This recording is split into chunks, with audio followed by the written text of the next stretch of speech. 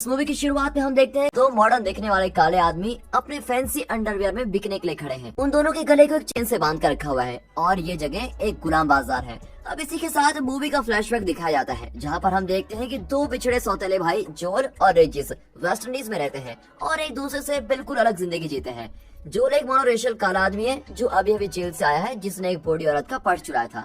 अभी जोल अपनी माँ और 9 साल की बेटी के साथ रहता है। ये पूरी तरह से बेरोजगार है और अपनी सभी मुश्किलों का कारण नस्लवाद को बताता है। हालांकि उसने कभी सीरियस होकर नौकरी ढूंढने की कोशिश भी नहीं की थी।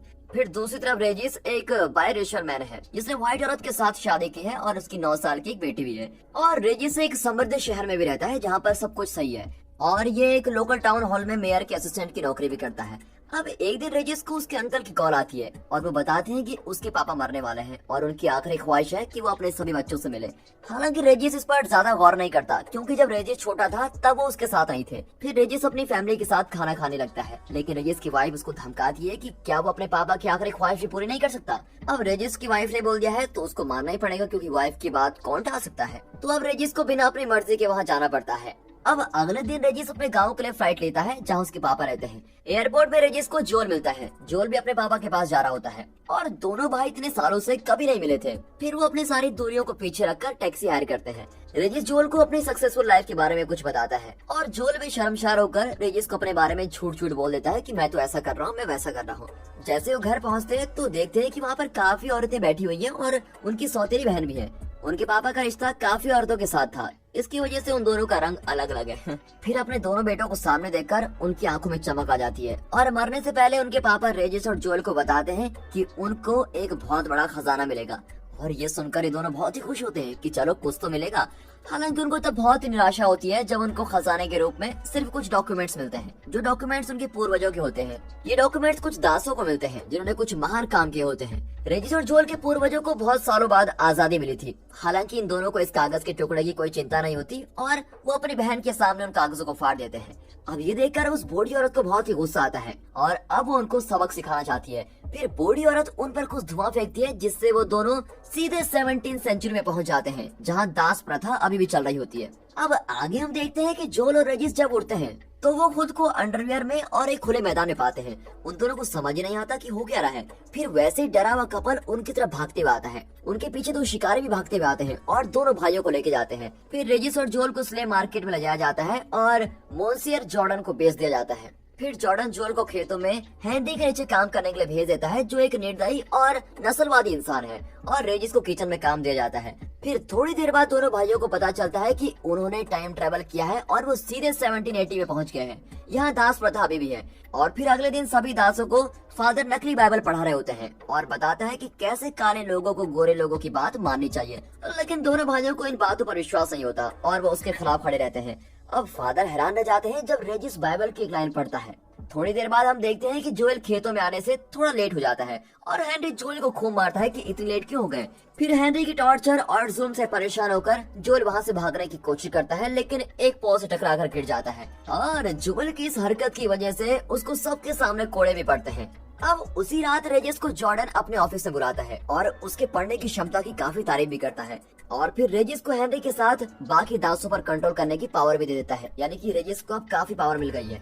इसी दौरान जोएल के जख्मों पर एक दासी दवा लगा रही होती है जिसका नाम रोसेल होता है और उन दोनों को मिले हुए अभी सिर्फ 5 मिनट ही हुए होते हैं, लेकिन वो जोएल उसको पसंद करना शुरू कर देता है। अब जोएल मौका देखकर रोसेल को चूमने की भी कोशिश करता है, लेकिन रोसेल मना कर देती है। वो उसको कहती है कि मैं किसी और लड़के से प्यार करती हूँ जिसका नाम इसिडोर है। फिर अगले दिन रेजिस अपनी ड्यूटी पूरी करता है और बाकी स्लेव्स को काम करने का हुक्म देता है। अब ये देखकर जोएल हैरान रह जाता है कि ये तो हुक्म दे रहा है और मैं काम कर रहा हूँ, और फिर उसको भला बुरा कहने लग जाता है। लेकिन रेजिस इसकी परवाह नहीं करता और अपने नए मास्टर के लिए वफादारी दिखाता है और सबको काम पर भेज देता है। फिर रेजिस पूरे दिन का हिसाब मोन्सियर जॉर्डन को देता है। अब व्हाइट हाउस में सबको रेजिस की पढ़ने की क्षमता के बारे में पता चल जाता है और सभी उसका मजाक भी उड़ाते हैं। वो लोग रेजिस को पियानो बजाने के लिए कहते हैं और जब रेजिस पियानो बड़ी अच्छी ढंग से बजाता है तो सभी उसको मारने लग जाते हैं। आखिरकार रेजिस इन सब से निराश हो जाता है और यहाँ से जाना चाहता है।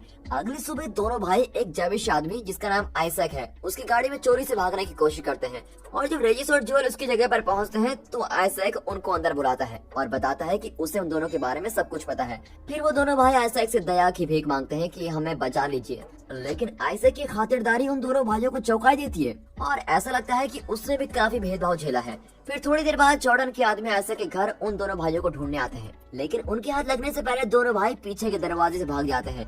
फिर वो दोनों एक टूटी हुई बोट से अपने आगे का सफर जारी करते हैं, लेकिन गलती से रेजिस और जोएल उस रास्ते को पार कर लेते हैं जिसका उपयोग दासों को नीलामियों में ले जाने के लिए किया जाता है, और दोनों भाइयों को पकड़ भी लिया जाता है और कैद में डाल देते हैं। आखिर में उनको वापस उसी स्लेव मार्केट में ले जाया जाता है जहाँ उन्हें जॉर्डन लेकर आया था। लेकिन सौभाग्य से उन दोनों भाइयों को अफ्रीका जनजाति बचा लेती है जो खुद को मैरून कहती है। अब ये बात सामने आती है कि जनजाति के लोग कभी दास हुआ करते थे। फिर उन दोनों का जनजाति में अच्छे से स्वागत किया जाता है और वो लोग भी अपने मास्टर के साथ गोरे लोगों के खिलाफ चिल्लाना शुरू कर देते हैं। लेकिन रेजिस ने खुद एक व्हाइट औरत से शादी की होती है, इसीलिए वो उनको मारने की बात को बोलने से इनकार कर देता है। अब ये देखकर उस जनजाति को बहुत ही गुस्सा आता है और वो दोनों भाइयों को मारने लग जाती है, लेकिन किसी तरह दोनों भाई फिर वहाँ से भागने में कामयाब हो जाते हैं। अगले दिन वो दोनों भाई एक अनजान जगह पर होते हैं और अपनी आंटी को देखते हैं जिसने उन पर वो धुआं उड़ाया था। दोनों भाइयों को समझ आ जाता है कि इन सब के पीछे इसी का हाथ है और वो दोनों औरत से विनती करते हैं कि हमें दोबारा वापस भेज दीजिए। पहले तो वो औरत मना कर देती है, लेकिन जब दोनों भाई काफी मिन्नतें करने लगते हैं तो वो उनको एक हिंट देती है और उन्हें फिर से प्लांटेशन में वापस जाने के लिए कहती है ताकि वो अपने बुजुर्गों इसिडोर और रसूल को एक कर सकें, और साथ ही साथ उन्हें गलतियां सुधारने के लिए कहती है। फिर जाने से पहले वो उन दोनों भाइयों को एक स्पेशल पाइप देती है और कहती है कि जब तुम्हारा काम खत्म हो जाए तभी इसका उपयोग करना, वरना उससे पहले मत करना। वो दोनों उलझे हुए होते हैं कि इस मुसीबत से आगे निकले कैसे। तभी जोएल को अचानक से याद आता है कि उसने इसिडोर को किसी आदमी के साथ ओरल इंटरकोर्स करते हुए देखा था, और इसके बाद दोनों भाइयों को पता चल जाता है कि इसिडोर होमोसेक्सुअल है और वो गलती से मान भी लेते हैं कि उन्हें इसी को ठीक करना है। फिर जोएल और रेजिस वापस प्लांटेशन एरिया में जाते हैं। वो दोनों मॉन्सर जॉर्डन से अपने पनिशमेंट के बारे में बात करने की कोशिश करते हैं, लेकिन वो कामयाब नहीं होते। लेकिन तभी उनको सेगल से प्लांटेशन के निशान मिल जाते हैं। अब उसके बाद वो दोनों फिर से एक प्लान बनाते हैं। अब इसी दौरान दिखाते हैं कि मैंशन में व्हाइट पीपल मॉन्सर जॉर्डन की बेटी की वेडिंग एनिवर्सरी मना रहे होते हैं। वो इसे एक मौके के रूप में देखते हैं और बाकी दासों के लिए पार्टी प्लान करते हैं। अब वो दोनों चोरी छुपे नशे की बोतल लेकर आते हैं ताकि वो इसिडोर और रसूल के बीच में प्यार जगा सके।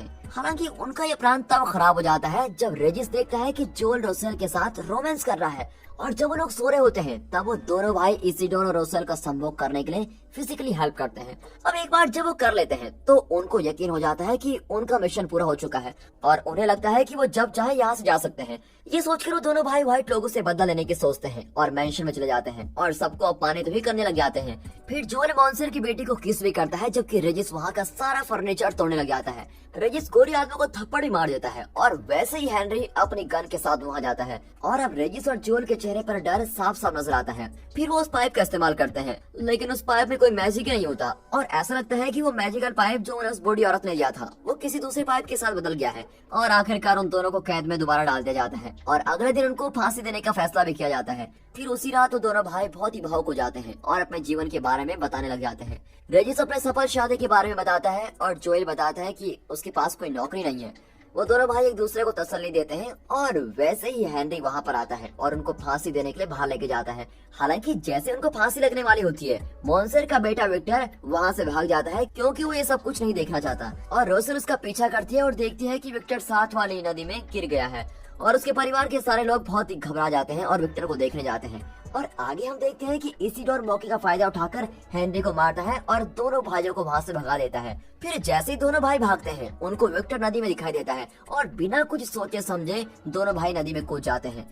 अब रेजिस देखकर हैरान रह जाता है कि जोएल को तैरना ही नहीं आता, और इस वजह से रेजिस को दोनों को बचाना बहुत ही मुश्किल हो जाता है। लेकिन रेजिस किसी तरह दोनों को कंट्रोल कर लेता है और बचा भी लेता है, और फिर मॉन्सर विक्टर को बचाने के दोनों भाइयों का शुक्रिया अदा करता है और दोनों भाइयों को आजाद भी कर देता है।